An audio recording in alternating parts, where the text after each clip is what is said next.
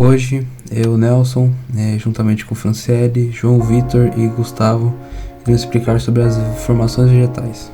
De começo, irei explicar a vocês sobre o que é latitude, o que é umidade, o que é altitude e o que são zonas polares.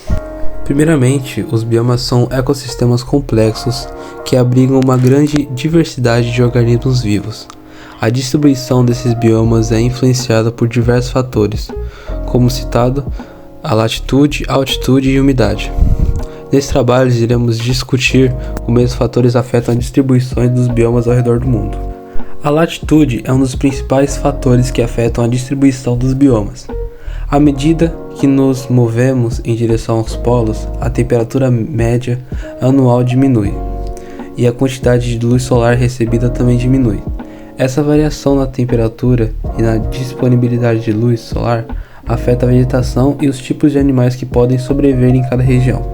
Por exemplo, as regiões próximas ao Equador possuem florestas tropicais ricas em biodiversidade, enquanto as regiões mais frias próximas aos polos possuem tundras, com pouca vegetação e vida animal.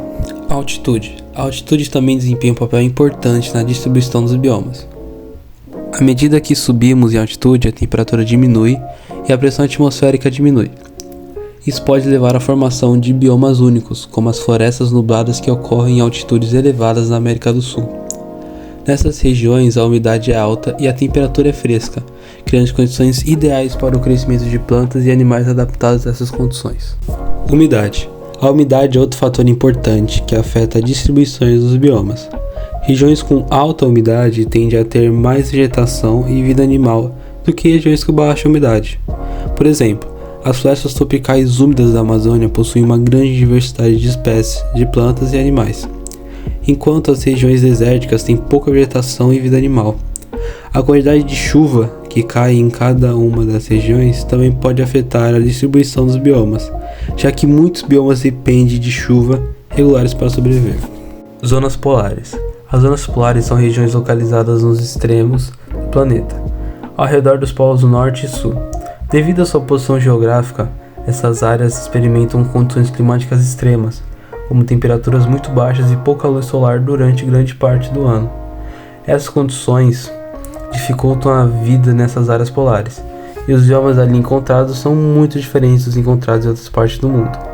O bioma mais comum nas áreas polares é a tundra, que se caracteriza por uma vegetação baixa e esparsa, composta principalmente por musgos, líquens e gramíneas.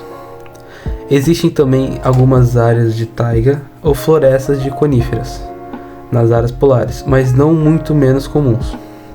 Os animais que vivem nas áreas polares desenvolvem adaptações únicas para sobreviver nessas condições extremas, como o pelo espesso e a capacidade de armazenar gordura para se aquecer durante o inverno.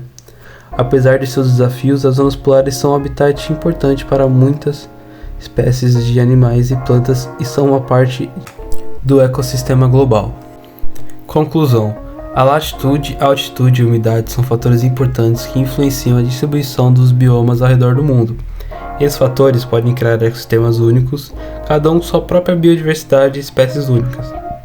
É importante entender como esses fatores afetam os biomas, pois isso nos ajuda a entender como as mudanças climáticas e outras perturbações podem afetar esses ecossistemas preciosos. Agora iremos falar sobre as zonas temperadas de alta e média latitude. O termo zona de alta latitude significa a incidência de raios solares de maneira extremamente inclinada. Essa característica favorece a formação de temperaturas em torno de 10 graus. Essas regiões estão localizadas entre as latitudes aproximadas de 30 e 60 graus nos hemisférios norte e sul. Essas regiões apresentam climas temperados com estações bem definidas e uma variação moderada de temperatura ao longo do ano. Agora iremos falar sobre a floresta de coníferas. Taiga é denominada floresta de coníferas ou floresta boreal, localizada com elevada latitude no hemisfério norte. Também observamos no Alasca, norte do Canadá, parte da Noruega, Suécia, Japão e entre outros lugares. A taiga forma um grande cinturão contínuo que atravessa a América do Norte e a Eurásia, com uniformidade em espécies arbóreas. O que seria espécies arbóreas? São árvores altas em forma de cone, com ramos curtos e aciculifoliadas. Seu clima apresenta invernos severos e prolongados e verões frescos com temperaturas médias abaixo de 0 graus, durante mais de 6 meses do ano. Por conta do frio, quando chega o verão quente, permite que o solo descongele por completo, possibilitando a formação de florestas aciculifoliadas e possibilitando a migração de animais de grande e médio portes. Também observamos a presença de pinheiros com folhas aciculares, cobertas por uma película cerosa que conservam a umidade e o calor durante a estação fria.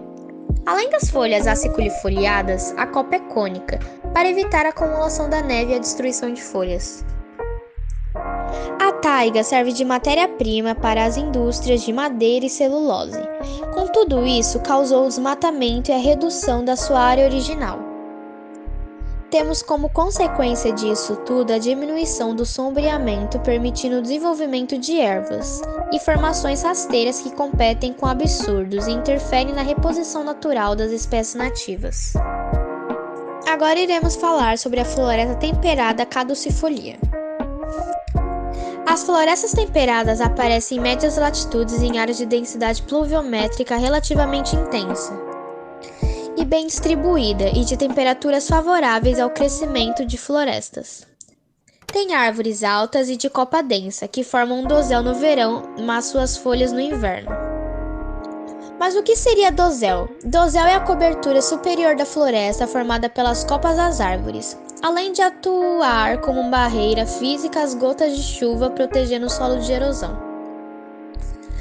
Localizada no hemisfério norte, em grande parte do oeste da América do Norte, em quase toda a Europa, centro-ocidental e no leste da Ásia, no hemisfério sul, no sudeste da Austrália, na Nova Zelândia e no sul do Chile. Eles se predominam entre os círculos polares e as zonas tropicais. Se destacam por suas árvores como a nogueira, carvalho, castanheiro, sangueiro, cerejeira, cujas folhas caducas caem no outono e no inverno. Agora iremos saber qual é a maior floresta temperada do mundo. A maior floresta temperada do mundo se chama Floresta Nacional Tongass, Alasca, nos Estados Unidos. Atualmente, as florestas temperadas foram desmatadas por conta das atividades agrícolas e pela urbanização. Com o desmatamento, tem promovido a extinção de espécies e a perda da biodiversidade. Hoje em dia, a floresta está restrita a poucos parques e reservas. Agora eu vou falar sobre os estepes. São formações vegetais compostas por gramíneas e herbáceas, atualmente adaptadas ao clima seco no qual ocorrem especialmente na porção setentrional do globo. Possuem um solo composto por muita matéria orgânica.